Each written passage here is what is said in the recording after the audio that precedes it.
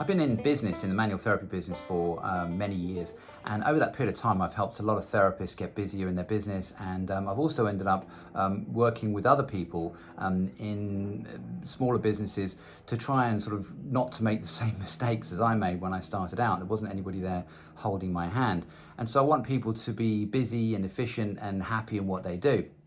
So the first thing I do when I work with people is I ask to see their diary, their booking system, whatever it might be. And what I find is that they often have clients booked all over the place. They have the perception that they're really busy, but they're not making headway in terms of where they want to be. And they're not making the income that they want to, but they feel like they're pushed to the limits. So looking at their diary, what I find is that there's people that are spread out all over the place. They've got clients, 3 or 4 here on Monday, 2 or 3 here on Tuesday, and sort of single digits all the way through the week. And sometimes even on Saturdays and Sundays, that's not unusual. And the reason this happens is because the tendency has been for us as therapists or people, we want to help people. People phone us up. We're really pleased that they phoned us up. They've heard about us, and we want to help them. And we say, when you're looking for, and they say, Wednesday evening at 7 o'clock, okay, I can do that. And so we put ourselves out and book people in at times that are inconvenient simply because we don't have those boundaries. And what's ended up happening is that this takes the whole week. So, we answer the phone, when do you want to come? Anytime's good for me. And we have people all over the place. So this might take a whole day to do virtually nothing. We'll have sort of one at 10 o'clock on a Monday and then another one at 3, another one at 5. And that takes the whole day. Our focus is taken up on seeing 3 people in the day. And so the way round that is to really be clear about what it is that we're doing, the times that we're working, set those times, and then write a script that defines clearly and gives the impression to somebody that actually their choices are limited. So here's how the conversation goes when the phone goes. By the way, the number of therapists I know who don't have a personal message on their answering service on their phone, mobile, is quite remarkable. So do that first. Secondly, we go, hello, you're through to Julian. Yes, you'd like a treatment, certainly. When were you thinking of? And they might say, Thursday. And I look at my diary and I say, I've got nothing on Thursday. Now, it may be that I've got nothing on Thursday at all, nothing on Thursday, nothing on Friday, nothing on Saturday. That's not the point. But I say, I've got nothing on Thursday. I can offer you next Tuesday at 10 or next Wednesday afternoon at 3. So what that does is that creates the impression that you're busy. It creates a sense of scarcity. And it might be that you don't actually work on Thursdays, but that's not the point. The sense of scarcity is something that is very appealing to consumers, and it's used a lot. You go onto booking sites, accommodation booking sites, and that's only 2 left at this price.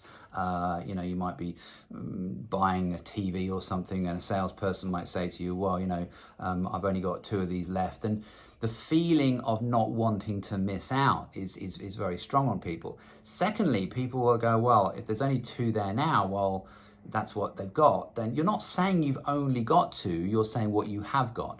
And so the feeling is that people don't want to miss out. You're busy. Everybody wants to see a busy therapist, and the reason that you're busy is because you're good at what you do. And so this is the impression that you're getting. The previous way meant that people knew that they could phone you up at any point in time and get an appointment. It was pretty easy. So this sense of urgency has now keyed in, and people might say to you, well, I have to take some time off work.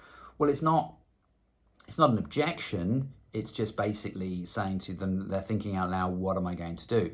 And having now got those sessions booked, you're really in a position where you're able to persuade somebody, or not even persuade somebody, but really give the impression that they need to make this decision. They need to make this decision quite quickly, and it's really, really effective. So in the case of the therapist, it's not like we are selling them something, or that we're not going to to rip them off or even mislead them, but we are creating that sense of making ourselves a little bit less available, and that they will feel that they don't want to miss out.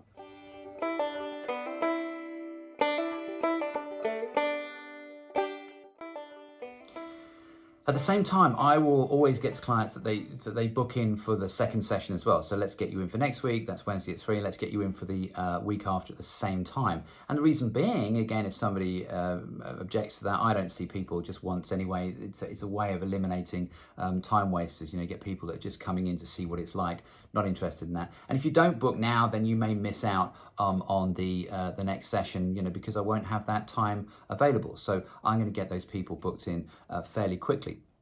So as I said, I don't like seeing people for, I like to see them and make sure they're going to commit to at least 2 sessions. Now we'll talk about the booking process another time, because there's a really very good booking process that just eliminates time wasters and no-shows, which is the big time waster for us, so we don't get dodgy characters, time wasters, and I'll talk about that another time. But in this instance, what we're saying is that we've got your 2 booked in, we're directing the time, we're directing what's happening, and then what I'll do is I manage my time in blocks. So, you know, if I'm working Tuesday, Wednesday, Thursday, then I'll book up from 8 in the morning or down from 6 at night, and I'll leave the slots in the morning and the afternoon for people that are working. You know, if retired people are coming in, well, you know, they can have a late morning session or an after lunch session, so I'll direct them about that.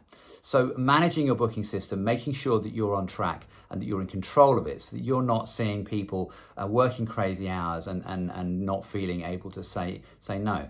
Now, it's going to take some willpower to do this. You know, if people can't come at times you've given them, you might need to be firm about it. And, you know, if there's a demand for you to work of an evening, then do it. You know, do what it suits you. I'm not telling you where you should. I'm just saying be clear about your times. Let your family and those around you know when you're going to be working, especially when you're starting out. It's very easy to be overly accommodating, and people will start to dictate their own times. But eventually what will happen is that people will take what you're giving them and they will make arrangements around you, because you are the successful person and they want to be treated by you. They want to see you. Give it a try. So if there's anything else you would like to know, if there's any questions you have, if there's anything you'd like me to talk about or film, then please get involved in the conversation, leave your comments, like, subscribe, do all the things you know you're supposed to do on social media, and get involved. You know, ask me. I've been around for so many. I don't know what I know, so let's find out.